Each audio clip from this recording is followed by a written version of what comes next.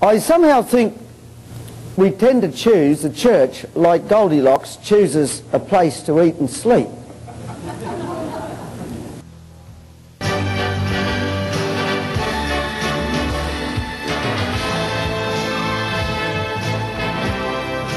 From Sacramento, California, Verdict Publications presents the 1985 Summer Seminar with Verdict editor Robert Brinsmead speaking on the Spirit of Jesus. The subject of this session is the Spirit of Jesus and the Bible.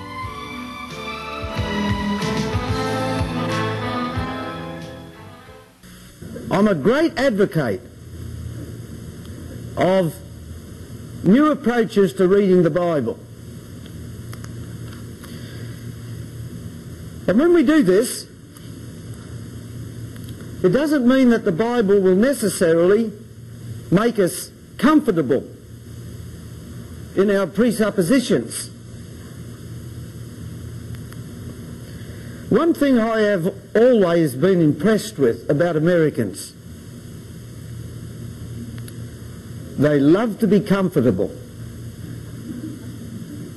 We don't mind roughing it a bit in Australia, at least in comparison with the Americans.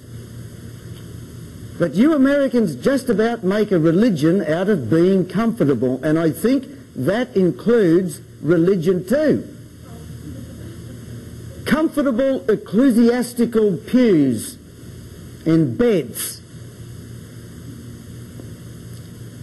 I somehow think we tend to choose the church like Goldilocks chooses a place to eat and sleep. You know how Goldilocks came into the house of the three bears. She tried Daddy Bear's chair, and it was too big. And Mommy Bear's chair, no, that was also too big. And she tried Baby Bear's chair, and it was just right. And then Goldilocks wants a place to lay down her head. She's very tired. And she looks for a nice place to sleep. And she gets into the bed of the Reformed Presbyterian Church. And it is too hard. And maybe she tries the bed of the Episcopalian Church, but it is too soft. And she gets into the bed of the Baptist Church, and she said, I can't stand a waterbed. And then she tries another of some sort of primitive church. It's too rigid. And another, that's too unstable. And finally, Goldilocks, she finds the bed of the Church of the Happy Attitudes, and it is just right. And Goldilocks goes sound asleep. Now, isn't that what we like? But I have to be frank that as we take up the theme of the Spirit of Jesus, it's not going to be a lullaby to put Goldilocks to sleep. You have heard of the well-known Christian song. It embodies a lovely sentiment. Be like Jesus, this my song, in the home and in the throng. Isn't it funny how whether a person is a Baptist or a Lutheran or a Mennonite or a Pentecostal or an Adventist, they all interpret it their own way in their own setting.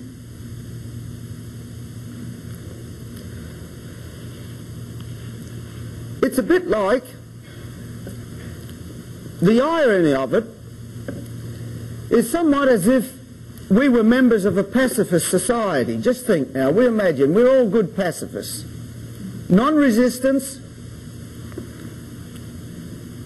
Our aim is to be meek, mild, very gentle. We'd never think of punching anyone on the nose.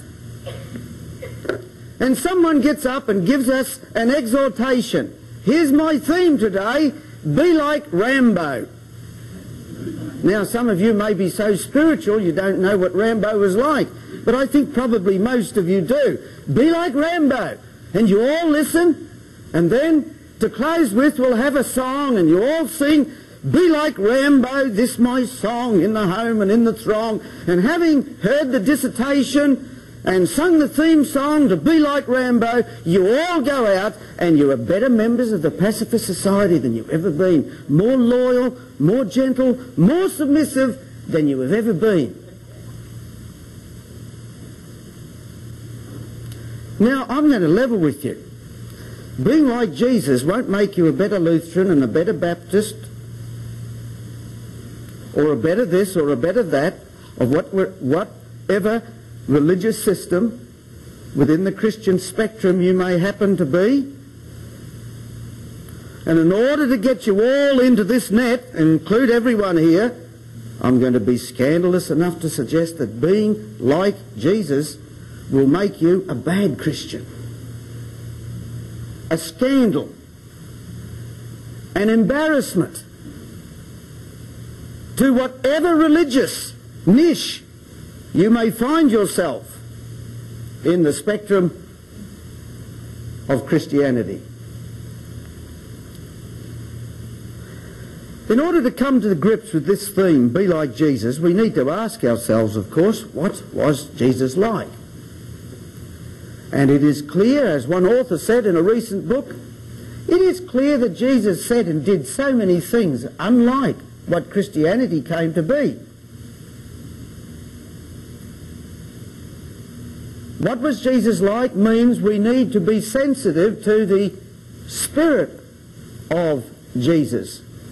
The Spirit manifested in his teachings, in his works, in his life.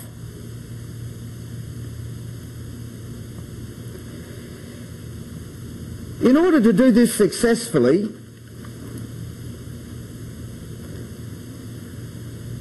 we need to read the Bible in a new way. Perhaps in a way that we Westerners are not used to reading the Bible. That's why I said we have to do something to get ourselves out of our old rut. Like, if necessary, hanging upside down and reading the Bible. At least it would get a bit of blood to the head. But somehow in our Western tradition, when we read the Bible, we are so much hung up on and orientated to the idea the essential thing we need is information, especially accurate information.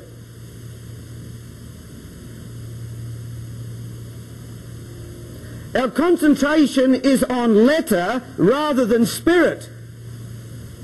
We come to the gospel accounts rather than reading that we may be impacted by the Spirit that breathes through the Gospels. We tend to come looking for information. This applies to many aspects of the Bible, of course. I could use all sorts of illustrations. Take the book of Daniel. Now, most people who get into the book of Daniel get into the thing of interpretation. What does the four parts of the metal mean? What does the four beasts mean? And they think that this sort of interpretation, this esoteric information, is the secret of understanding the book of Daniel, and it is 90 miles away from it. The main thing in the book of Daniel, it really, I'm going to suggest, it doesn't matter who the four kingdoms are. It doesn't hardly matter that much. Some can give you a list of four and there's all different ones. And people can argue forever and aye, which is the correct four here. There's not only one interpretation. It doesn't really matter. That's not the message. That's not the Spirit that breathes through the book of Daniel. The same with the book of Revelation. It is not to interpret the exact meaning of the seven heads. It doesn't really matter. Much of the book is in song. It is a liturgy. It is to be moved by the spirit of it. It is to be caught up. It is to be sensitive to the mood. It is said that Beethoven would not be upset if someone in rendering one of his compositions made a few technical mistakes. But if someone misinterpreted the whole mood of his composition, he would become angry. When we read the Gospels, answering the question, what was Jesus really like? It is far more important to be infected with the Spirit of Jesus than to be informed about all manner of detail in the story of Jesus. And I'm more anxious, as we fellowship here together, I am far more anxious to infect you than I am to inform you, because you will forget most of what I say. There's no question about that. You may even forget all what I say, and it probably won't really matter. But if I can succeed in infecting you with the Spirit that I am anxious to infect you with, you'll have a disease that you'll never shake off. Now, we need to be sensitive to the fact that the Spirit is far bigger than the letter. The letter can never be adequate enough. The letter is never adequate to contain Spirit. Spirit is much, much bigger than letter. It overflows. It can't be confined to mere grammatical expressions, to propositions, to ideas, to information, and so on. What we're dealing with is something infinitely grander than that. And one of the most tragic things in reading the Bible is to reduce it to a package of mere ideas and information. We can have all the information in the world, but if we are not impacted and infected by the Spirit of it and caught up in it, we have lost everything. Let me give an illustration to demonstrate how Spirit is much bigger than letter. Supposing someone came excitedly to you and said, I have discovered something really big, unbelievably big, unimaginably big, indescribably big. I have discovered something big. And you said, can you describe it to me accurately and adequately? And if he said yes, what would you say? If you had any brains at all, what would you say? Well, it's not as big as you said it is. It's not very big then. Now, the New Testament witnesses testify to us that they have encountered something really big. How big? Well, one witness says it is so big that all the books of the world would not do it justice, is not adequate to convey how big it is. The Apostle Paul in one place says it is so big it passes knowledge. In another place he said you cannot really articulate it. Only the Spirit can really reveal the reality of it to you. It is so big, he says, well, for us, in this life, at best, we can only see it through an opaque glass, dimly. Why then do we insist that the letter and the information in the New Testament is as big as the Spirit, or as if it is something which adequately or even accurately conveys the dimension, the reality of the Spirit of Jesus? Paul said it well in one place when he said, we bear this treasure in what? You know it. In earthen vessels. We, he includes himself. He must include his letter because he said that in one of his letters, which we call Holy Scripture. We bear this treasure in earthen vessels, or we bear this great treasure in clay jars. Think of it. Clay jars. And Luther says, The New Testament documents are like the swaddling clothes which contain the Christ. Let's imagine these clay jars have been unearthed. Clay jars, you remember, mere clay jars from the 1st century Palestinian or Mediterranean world, and archaeologists have discovered these old clay jars. And as one archaeologist or one scientist, we live in a day of investigation, the scientist puts the clay jar under close investigation of the microscope and so on, and he says, hey, he says to one of his colleagues, I think I've discovered something. Do you see that hairline fracture in that jar? Why, that's going to be a shock, isn't it, to some people?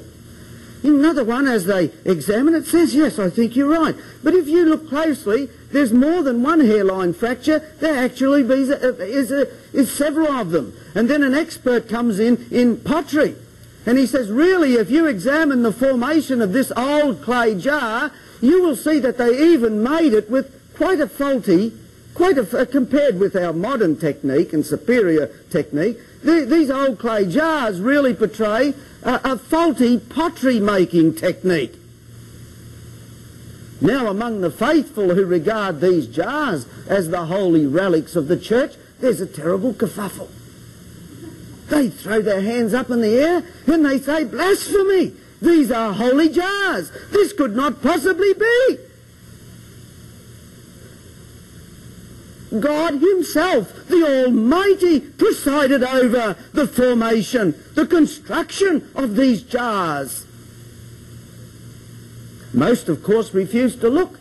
They accept on religious authority that the jars are as their religious authority instructs them to be. They wouldn't even dare to look.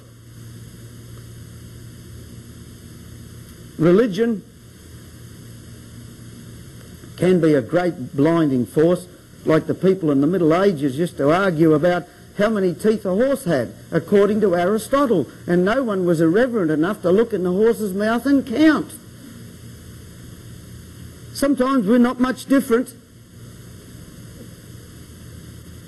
Why, when they were trying to prove whether Copernicus was correct or not, that the earth really goes around the sun, which was considered, of course, a subversive to religious authority, men started getting their telescopes out, looking for themselves, looking at the evidence. And one priest preached a famous sermon against such scientific examination, and he used the text, "Ye men of Galilee, why stand ye gazing up into heaven?"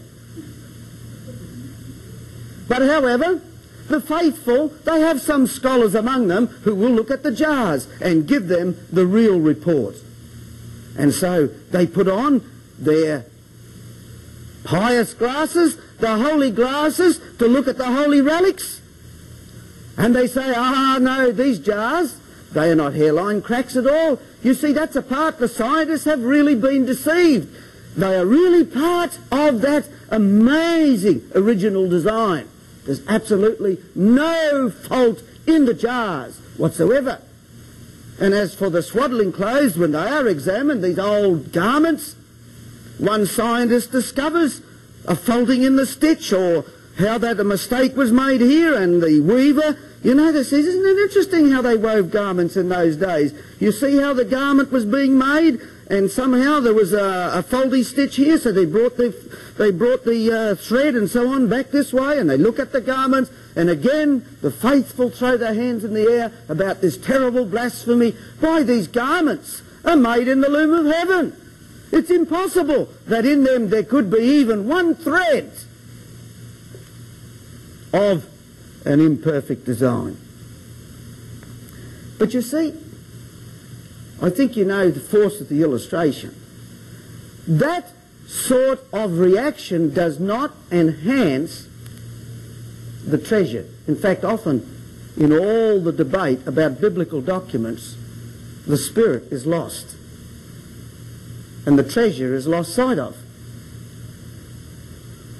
And to insist that these clay jars, this testimony of early Christians, because that's what the New Testament is, It is the early church's witness to the Christ to insist that in every way, and in every respect, this describes the reality accurately and adequately is a terrible cutting down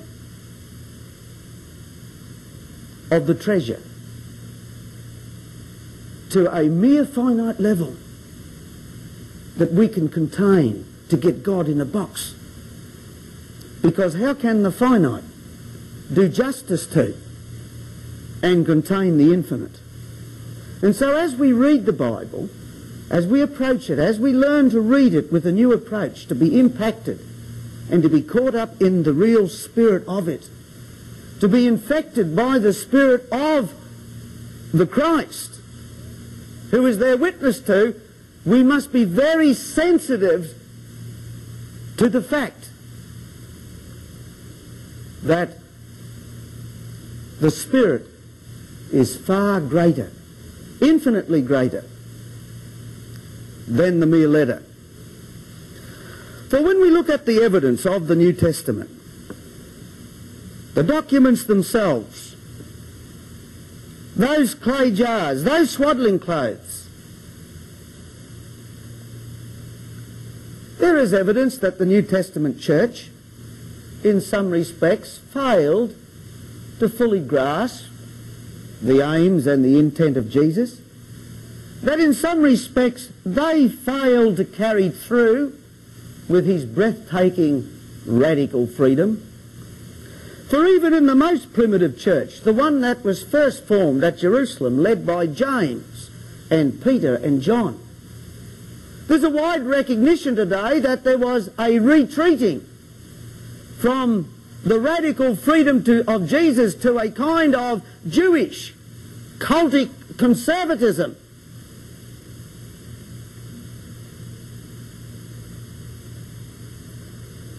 There is evidence of a beginning of a world withdrawing asceticism, which of course accelerates with the passing of the first and the second and the third generation. And when you take up the documents of the church, 60, 70, 80, 100 years after Christ, very early writings and very representative. Documents like the teaching of the 12 apostles, the Shepherd of Hermas, the letters of Ignatius, the correspondence or the articles of Justin Martyr and others. There breathed through these documents of early Christianity a terrible, morbid, dull, grey or colourless asceticism. A sort of a world-denying, anti-life attitude. I have the whole library of the pre-Nicene Fathers in my library. To read those books, what was really the attitude of the greatest thinkers of the Christian movement, the fathers of the church, is a tremendous shock. For instance, I just mentioned briefly one whole area, a very important area, of course, in human life. The attitude to women is appalling. Not by a few radical or fringe lunatics of the church, but I mean the mainstream, its major expression.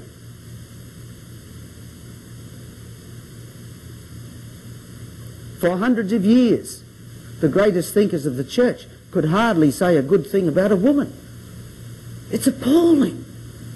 As far as they could say about the best thing that seems to come through is that the woman is the devil's temptress. The more dowdy you can make her look and keep her out of your sight, the safer you will be.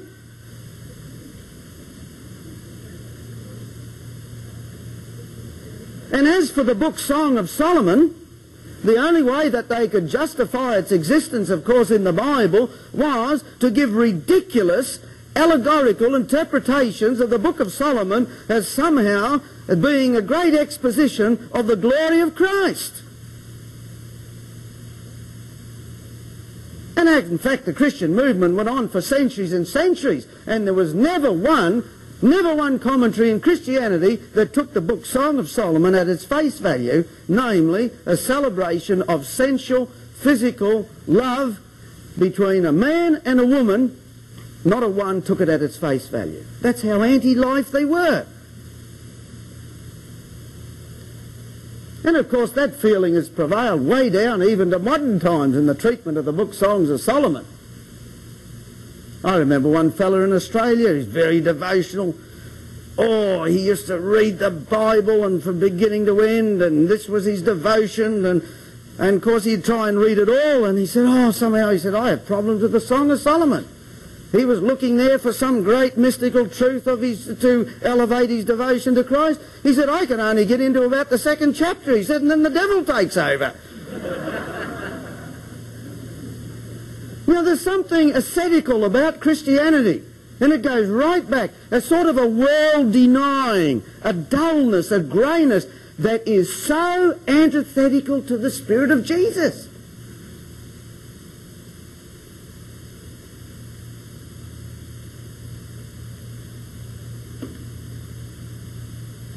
As Christianity spread through the Roman Empire, one of the greatest opponents of Christianity thought it was a disaster. He saw it as a sort of a gloomy miasma sweeping through civilization. And seeing that his resistance to it was being overcome and that Christianity was winning the day and was overtaking the whole Roman Empire, he made the famous statement, "O pale Galilean, you have conquered." Where did this idea of this pale Galilean come from? Well, you can say it all came from the falling away in the church and the ones that followed on from the New Testament era. There's a lot of truth in that, but it's not the whole picture. The roots of it will go right back, and you can even find traces of it right there in the New Testament documents themselves. There's one illustration how the finite, the clay jars, cannot be expected to do justice to the bigness of the gift. When we admit the human frailty of the documents that bore witness to our Lord Jesus Christ, we do not tarnish the honour of Christ, but it really becomes a means that opens the door to us to realise that maybe we have not done justice to the greatness, to the breathtaking reality of the Spirit of Jesus Christ that might set really Christians free from terrible, distorting, imprisoning misunderstandings. Yes, the New Testament documents, as well as the Old, of course. What's their function? They are necessary. They are very important. They are the first witnesses to Jesus. They bear witness to the heavenly treasure. But because the one they bear witness to is greater than, infinitely greater than, the witnesses. The Spirit that breathes through the New Testament documents is bigger than any one document. It is bigger than all of them put together. And because that is so, therefore the Spirit of Jesus in His gospel must stand over the New Testament documents, and we must interpret the New Testament documents in the light of the Spirit of Jesus Christ, and we must even, I dare to say it, we must even bring those documents under the judgment and, if necessary, the correction of that which they themselves witness to. Really, that should not surprise us, although many will be surprised or shrink back from such a proposition. But when you think of it historically, that's what early Christians did. they judge the books of the Bible that are now in the New Testament. They judge them by the gospel. If they did not do that, how then did they make a decision what books they would include in the New Testament and what ones they would leave out? Or did the New Testament come out of heaven on a parachute? Did the angel Gabriel come down and tap some early Christians on the shoulder and says, hey, as they were making up the canon, you see, and says, hey, silly, put Matthew in. Hey, you, leave Barnabas out.